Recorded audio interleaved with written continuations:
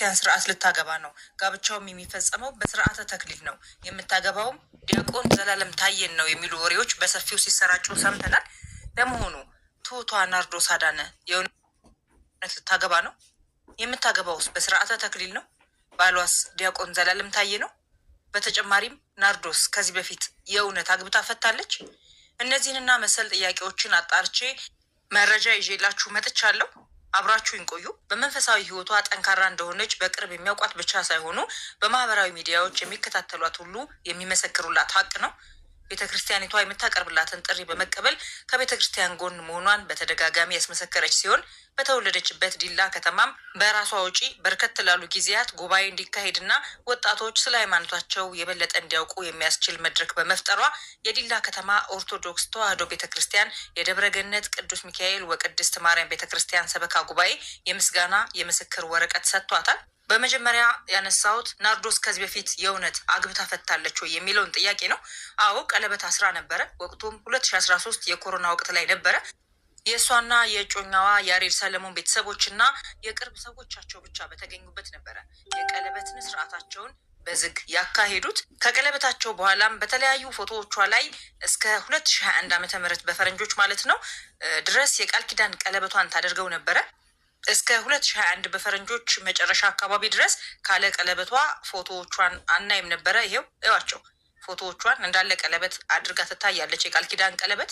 ነገር ግን ከእጮኛዋ ያሬድ ሰለሞን ጋር መቼና እንዴት እንደተለያዩ የተጣራ መረጃ ባይኖረኝም ከ2021 በፈረንጆቹ መጨረሻ ጀምሮ ቀለበቷን አውልቀዋለች። እናም ናርዶስ እና ያሬድ ሰለሞን እጮኛሞች ሆነው ቀለበት አስረው እንደነበረ እንጂ ጋብቻቸውን ፈጽመው እንደነበር የሚጠቁም ምንም አይነት መረጃ አላገኘውም። እውነት ነው፣ ናርዲ እጮኛ ነበራት፣ ቀለበትም አስራ ነበረ። ቀለበቷንም ለረዥም ጊዜ ጣቷ ላይ አይተነዋል። ነገር ግን ከ2021 በፈረንጆቹ መጨረሻ ጀምሮ የትኛውን ቦታ ላይ እና የትኛውን ፎቶ ላይ ቀለበቷን አድርጋ አይተናት አናውቅም። በእርግጥ ቀለበት ማውለቋ ብቻ ተለያይተዋል አያስብልንም። ሰው ቀለበቱን ከመለያየት ከፍቺ ውጪ በውፍረትና ባለመመቸት ሊያወልቅ ይችላል። ነገር ግን ናርዲና ያሬድ እንደተለያዩ የሚጠቁሙ የተለያዩ መረጃዎችን በማግኘቴ ነው ተለያይተዋል ወደሚለው ድምዳሜ የደረስኩት። በሁለተኝነት የምናነሳው ተዋናይት ናርዶስ የእውነት ከዲያቆን ዘላለም ታዬ ጋር ልትጋባ ነው? በፍጹም አይደለም። ዲያቆን ዘላለም ታዬና ተዋናይት ናርዶስ አዳነ በቤተ ክርስቲያን አገልግሎት ላይ ብዙ ጊዜ ይገናኛሉ።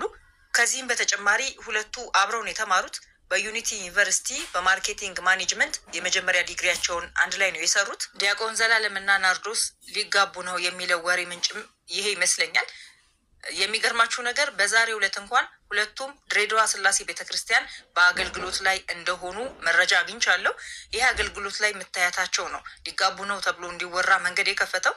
ዲያቆን ዘላለም ታዬ አሁን ላይ ትውልድ እየቀረጹ ካሉ የኦርቶዶክስ ተዋሕዶ ወጣት መምህራን መሀል የሚጠቀስ ነው። ከናርዲም ጋር ሆነ ከተለያዩ አርቲስቶች ጋር በተለያዩ አገልግሎቶች ላይ ይታያል። ዲያቆን ዘላለም በአዲስ አበባ ከተማ ገርጂ አካባቢ ነው ተወልዶ ያደገው። ከልጅነቱ ጀምሮም የገርጂ ማርያም ቤተክርስቲያን አገልጋይ ነው። ከዩኒቲ ዩኒቨርሲቲ በማርኬቲንግ ማኔጅመንት ተመርቋል። ነገር ግን በተመረቀበት ሙያ አልሰራበትም። ትኩረቱን በቤተ ክርስቲያን አገልግሎት ላይ አድርጓል። በራሱ በከፈተው የዩቲዩብ ቻናል ላይም ሮብ ስለ ጋብቻ ያስተምራል። እናም ሳጠቃልለው ተዋናይት ናርዲና ዲያቆን ዘላለም ጋብቻቸውን አልፈጸሙም። ፍጹም ውሸት የሆነ መረጃ ነው። በሶስተኛ ደረጃ የምናነሳው እውነት ናርዶስ በተክሊል ስርዓት ልታገባ ነው? ይህን ኖሬ ለማጣራት ሞክሬ ነበረ። ያገኘሁት መረጃ ከዚህ ፍጹም ተቃራኒ ነው። ተዋናይት ናርዶስ ጋብቻ ለመፈጸም እየተዘጋጀች አይደለም። የወሬው መነሻ የሆነችው ታዋቂዋ የሶሻል ሚዲያ ሴት ሊያ ነች። ሊያ ናርዶስ በቤተ ክርስቲያን ስርዓት ጋብቻዋን ልትፈጽም ነው፣ ምንም እንኳን ሰርጓ ላይ ባትጠራንም እኛ ግን ሄደን እናጅባታለን የሚል መረጃ ላይቭ ላይ ተናገረች። ይህን መረጃ ብዙዎች ቆርጠው አወጡትና በቤተ ክርስቲያን ስላለች ብቻ በተክሊል ነው የምታገባው ብለው ወሬውን አናፈሱት። ናርዲም ሆነች የወሬው መነሻ የሆነችው ሊያ በተክሊል የሚል ቃል ካፋቸው አልወጣቸውም። በተክሊል ልታገባ ነው ቢባል እንኳን ይህ ሁሉ ወቀሳ ከኛ መምጣት አይገባውም። እኛ ማንም ላይ ፈራጅ አይደለንም። ናርዶስ ስርዓተ ቤተክርስቲያንን ጠንቅቃ የምታውቅ በቤተ ክርስቲያን ስርዓት ከልጅነቷ ጀምሮ ያደገች ሴት ነች። እናም ደፍራ ድንግል ሳትሆን በተክሊል ልታገባ የምትሞክር ሴት አይደለችም። ደግሞም ሰርጓ ነው የተባለለት ቀን የዛሬ 2 ሳምንት እሁድ ቀን ነበረ። ቀጣይ እሁድ ሰርጋላት ናርዲ የተባለችው። ነገር ግን እንግዲህ እስካሁን ድረስ ጋብቻዋን አልሰማንም። ትላንት ቅዳሜ ነው የሚሉ መረጃዎችም ወጥተው ነበረ። ትላንትም ጋብቻዋ አልተፈጸመም። አይ ጋብቻዋ ዛሬ ነው እንዳይባል ደግሞ በዛሬው ዕለት እሷና አብረው የታሙት ዲያቆን ዘላለም በድሬዳዋ ስላሴ ቤተክርስቲያን የአገልግሎት መርሃ ግብር ላይ ናቸው። ስለዚህ የናርዶስ ጋብቻ ይካሄዳል የተባለው ፍጹም ውሸት ነው።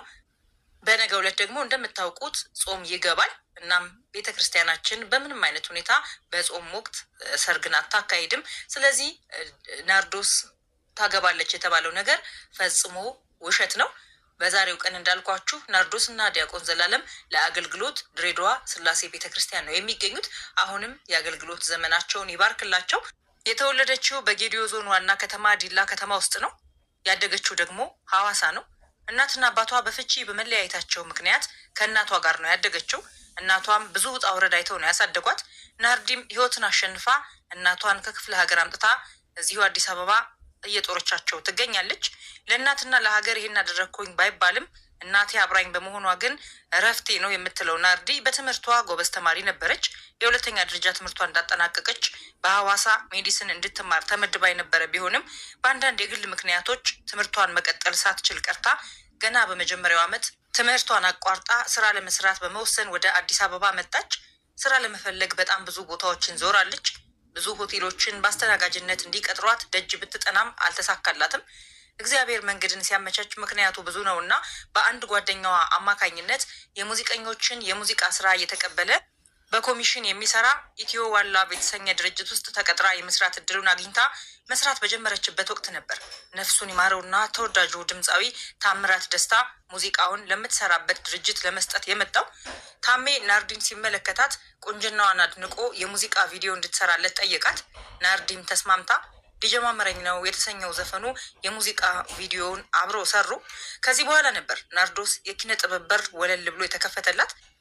የአንድ ወቅት የሐዋሳ ከተማ የቁንጅና ውድድር አሸናፊዋ በቁንጅናዋ በትህትናዋና ለመንፈሳዊ ህይወቷ ባላት ትጋት በብዙዎች የምትደነቀው ናርዲ ወደ ኪነ ጥበቡ ከገባች በኋላ ከ15 በላይ ፊልሞች ላይ በመሪነት ተውናለች። ትርታ የተሰኘው ተከታታይ ድራማ ደግሞ ይበልጥ ከሰዎች ጋር እንድትተዋወቅ አድርጓታል። በራሷም ፕሮዲውስ አድርጋ ነበረ። ፊልም ፈላሻው፣ ሚስት ጨርሰናል፣ ሁለት አይነት፣ ፍቅር የታለሽ በመሪነት ከሰራችባቸው ፊልሞች መሀል የሚጠቀሱ ናቸው። ከፊልምና ከድራማ ስራ ውጭም ቁጥራቸው በዛ ያሉ ማስታወቂያዎችን ትሰራለች። ለተለያዩ ድርጅቶችም ብራንድ አምባሳደር በመሆን ጠቀም ያለ ገንዘብ ወደ ካዝናዋ ታስገባለች። ወደ ንግዱ ዓለም በመሰማራትም የጽዳት እቃዎች አቅራቢ ድርጅት አላት። ናርዲ ፍጹም ጠንካራ የሆነች ጥራ ግራ ያሳደገቻት ወላጅ እናቷን እየጦሮች የምትገኝ በጣም ጎበዝ እና ብርቱ ሴት ነች። ትምህርቷን ከሐዋሳ ዩኒቨርሲቲ ብታቋርጥም አዲስ አበባ ውስጥ ግን በማርኬቲንግ ማኔጅመንት ተመርቃለች። የሁለተኛ ዲግሪዋንም ተመርቃ በቅርቡ አይተናታል። እንኳን ደስ ያለሽ ብለናታል። ወደፊትም ብዙ ስራዎችን እንደምትሰራ ተስፋ አለኝ። መልካም የስራ ጊዜ እመኝላታለሁ። ለመምህራችንም መልካም የአገልግሎት ዘመን